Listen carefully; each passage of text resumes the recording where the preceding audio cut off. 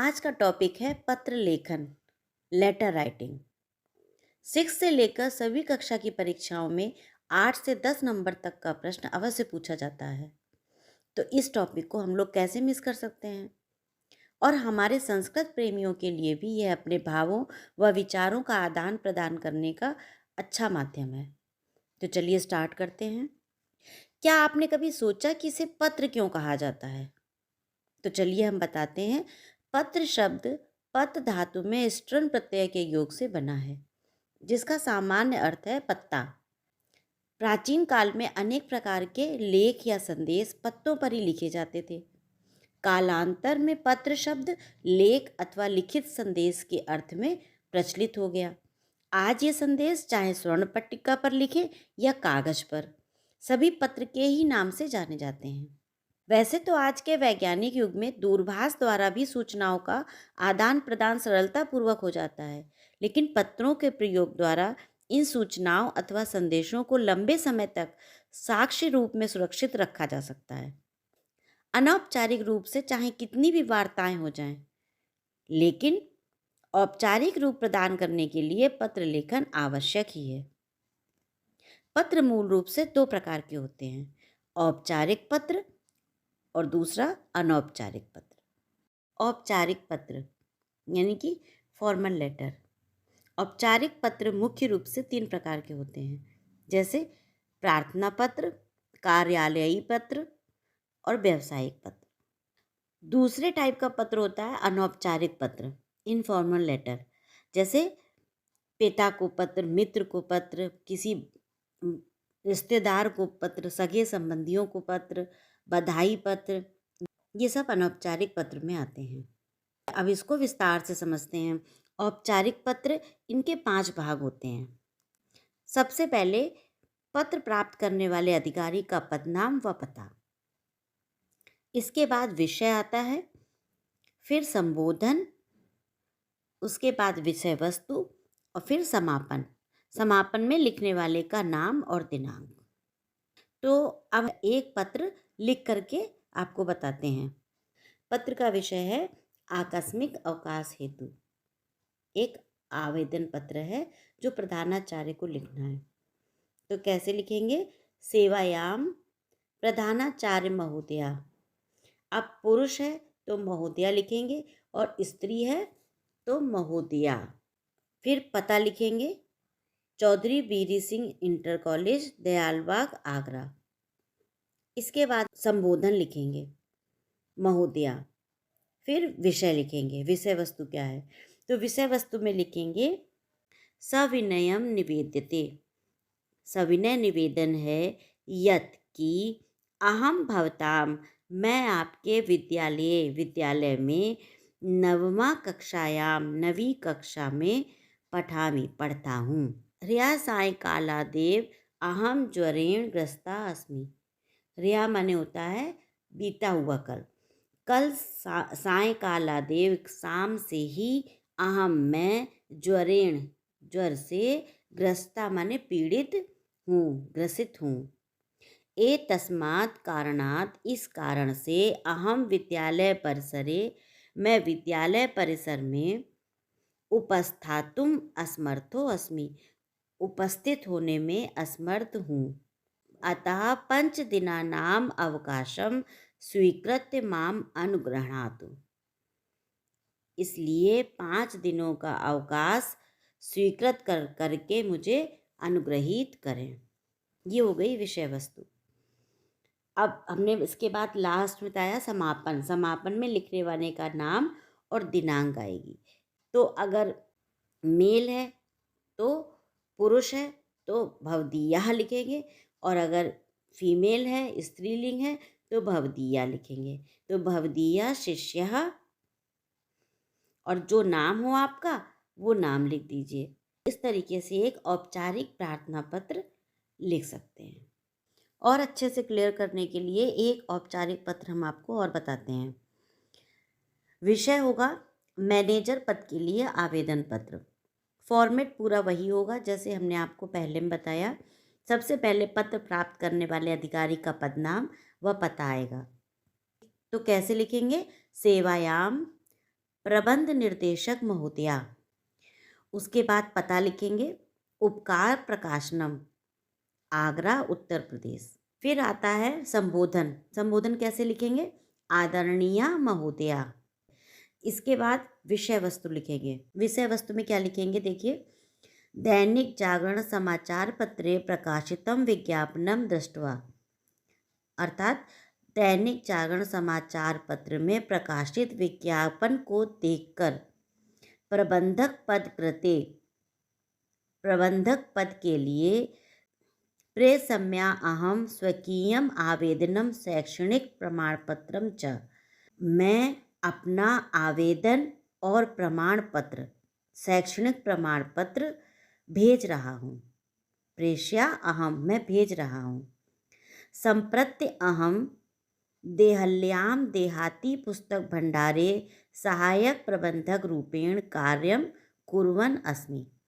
संप्रत्य अहम, इस समय मैं दिल्ली के देहाती पुस्तक भंडार में सहायक प्रबंधक के रूप में कार्य कर रहा हूँ।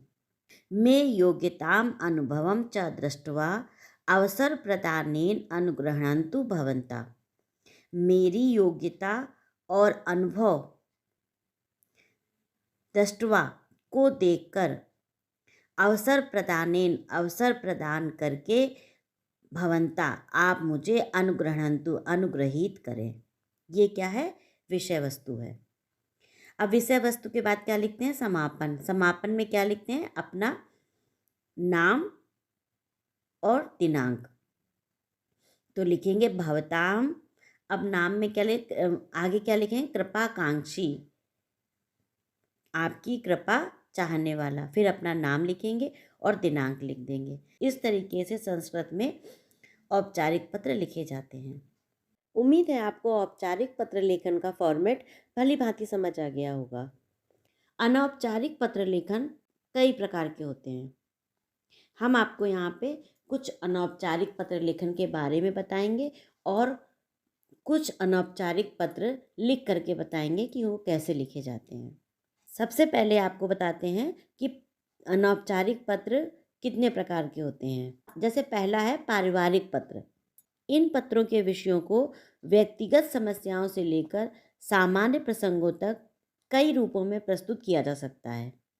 साधारणतया ये पत्र लंबे होते हैं और अपनी लोक भाषा में लिखे जाते हैं, अपनी लैंग्वेज में लिखे जाते हैं।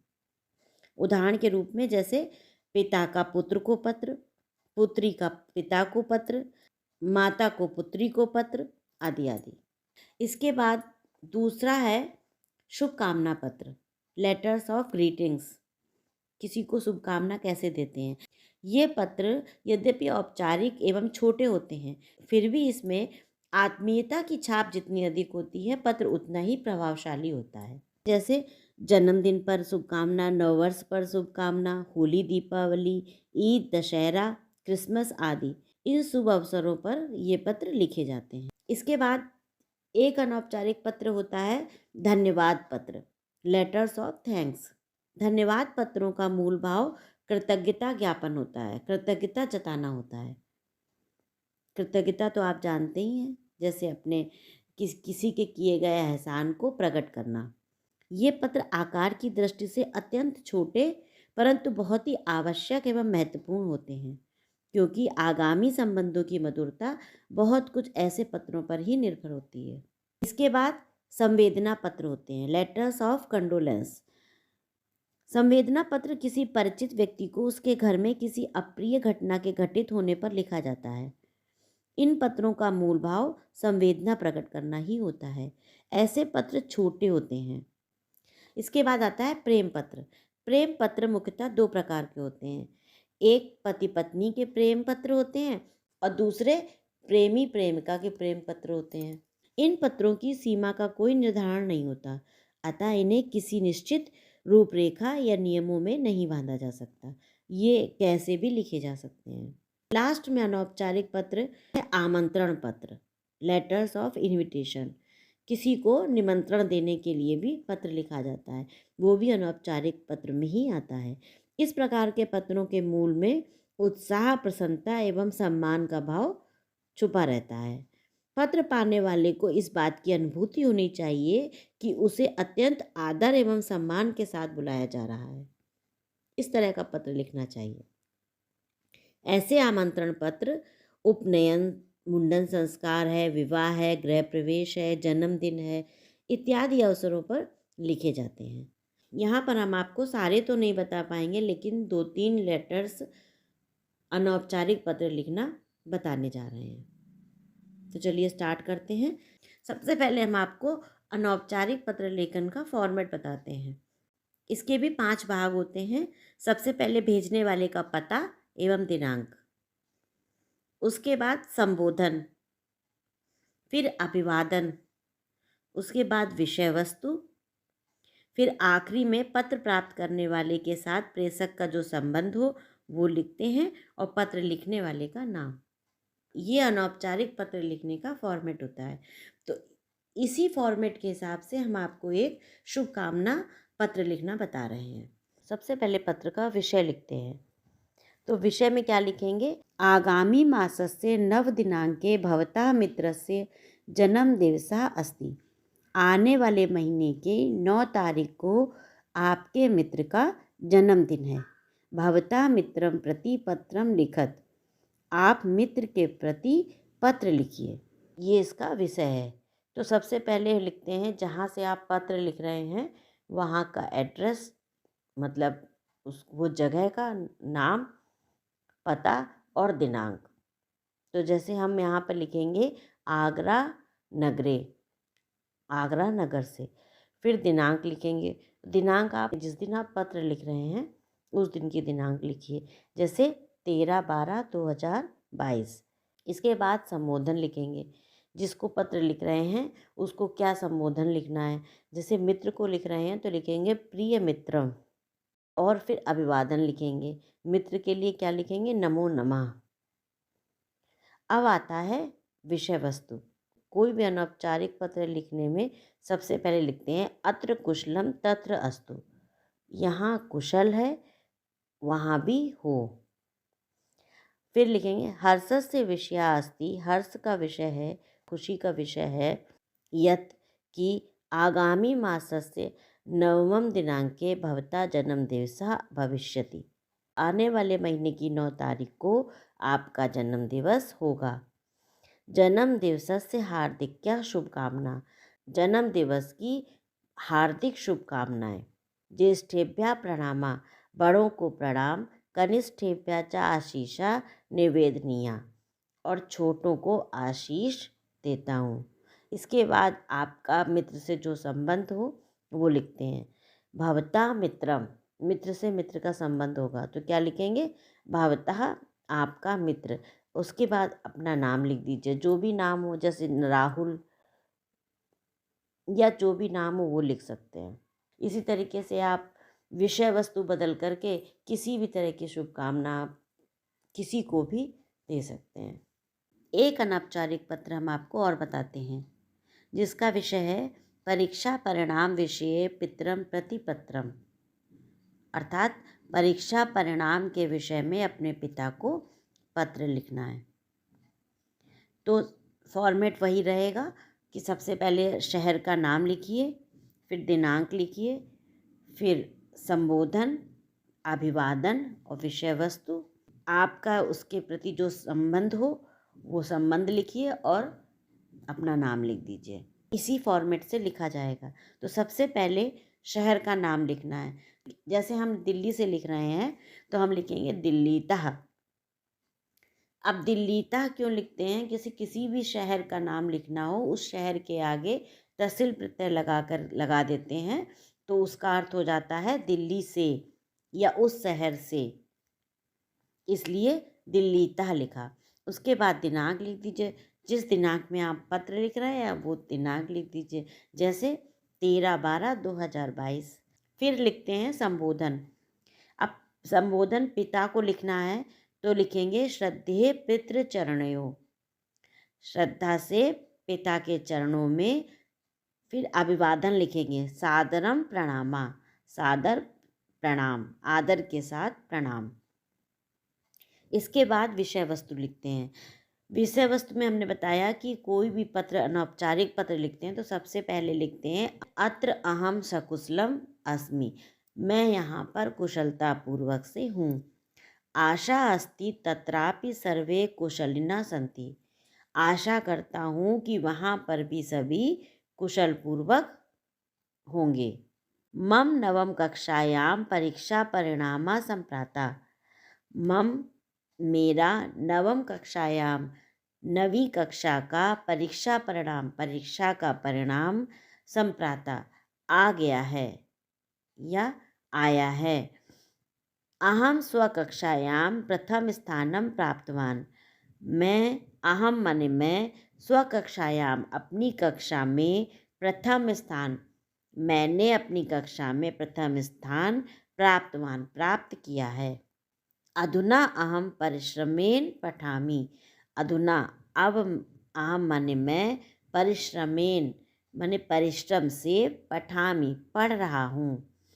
अस्मिन् वर्षे बोर्ड परीक्षा भविष्यति, इस वर्ष बोर्ड परीक्षा होगी।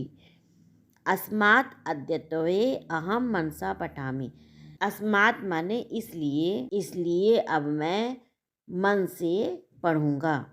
पहले अपना परिणाम बताया, फिर बताया कि मैं मन से पढ़ रहा हूँ और आगे मेरी बोर्ड परीक्षा है और मैं मन से पढ़ूँगा।